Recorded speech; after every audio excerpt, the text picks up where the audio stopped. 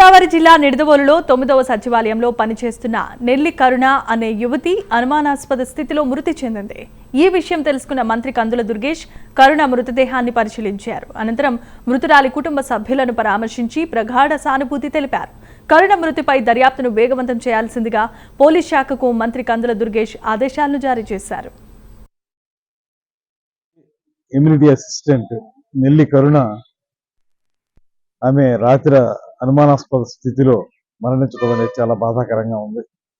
25 సంవత్సరాల యువతి మరణించడం, అది పురపాలక సంఘంలో మంచి పనితీరును కనపరుస్తూ అందరి మన్నలను పొందినటువంటి అమ్మాయి ఇంత హఠాత్తుగా చనిపోవడం అనేది రకరకాల అనుమానాలకు తావిస్తుంది.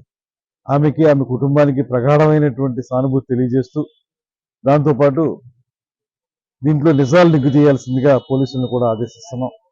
పూర్తి స్థాయిలో విచారణ జరిపి పోస్ట్ మార్టం అయిన తర్వాత ఎక్కడైనా ఏదైనా పొరపాటు జరుగుంటే దాన్ని వెలికి తీసి ఆ అమ్మాయికి, అమ్మాయి కుటుంబానికి న్యాయం చేసే విధంగా పూర్తి స్థాయిలో పోలీసులు దర్యాప్తు చేయాలనేటువంటి మాటను తెలియజేస్తా ఉన్నాను. నెల్లి కరుణ 29 ఇయర్స్ అనే ఆమె నిడదవోలు టౌన్లో సచివాలయ ఉద్యోగంగా పనిచేస్తున్నారు. 9వ వార్డులో ఆవిడ నిన్న రాత్రి అనుమానాస్పద స్థితిలో మృతి చెందినట్లుగా కేసు నమోదు చేస్తాం. సదరు కేసుపై దర్యాప్తు చేస్తున్నాం.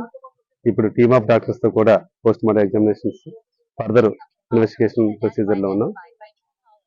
పూర్తి వివరాలన్నీ దర్యాప్తు అనంతరం మీకు తెలియజేయగలం.